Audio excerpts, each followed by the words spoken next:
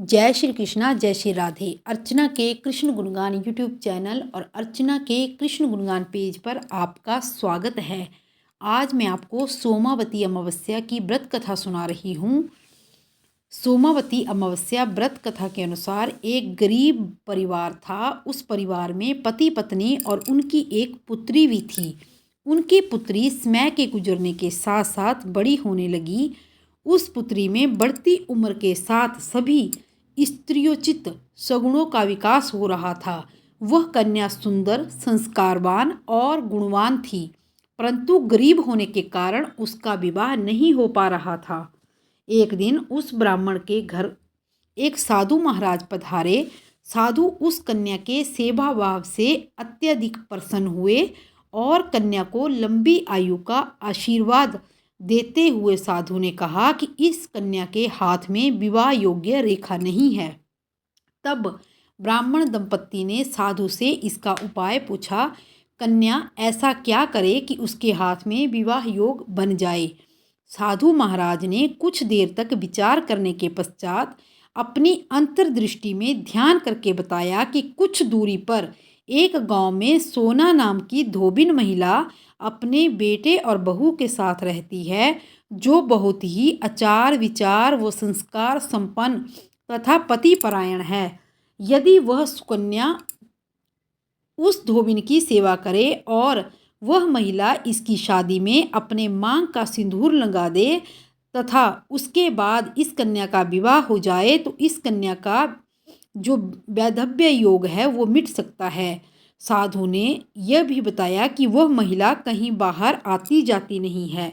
यह सुनकर ब्राह्मणी ने अपनी बेटी से धोबन की सेवा करने का प्रस्ताव रखा। अगले दिन ही कन्या प्रातःकाल होते ही उठकर सोना धोबिन के घर में जाकर साफ सफाई तथा घर के अन्य सारे काम करके अपने घर वापस आने लगी।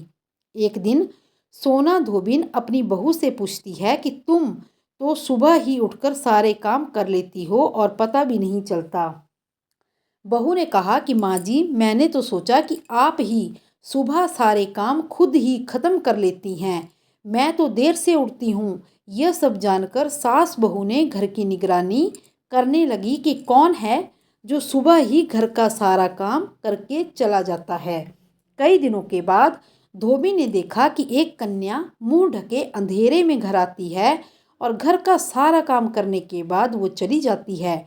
जब वो जाने लगी तो सोना धोबिन उसके पैरों में गिर पड़ी और पूछने लगी कि आप कौन हैं और क्यों छुपकर मेरे घर की चाकरी करती हैं। तब कन्या ने साधु द्वारा कही हुई सारी बात बताई। सोना धोबिन पतिपरायण थी, उसमें तेज था, वह तैयार हो गई। लेकिन सोना धोबिन के पति थोड़ा अस्वस्थ थे। उसने अपने बहू से अपने लौट आने तक घर पर ही रहने को कहा। सोना धोबिन ने जैसे ही अपने मांग का सिंदूर उस कन्या की मांग में लगाया तो सोना धोबिन का पति मर गया।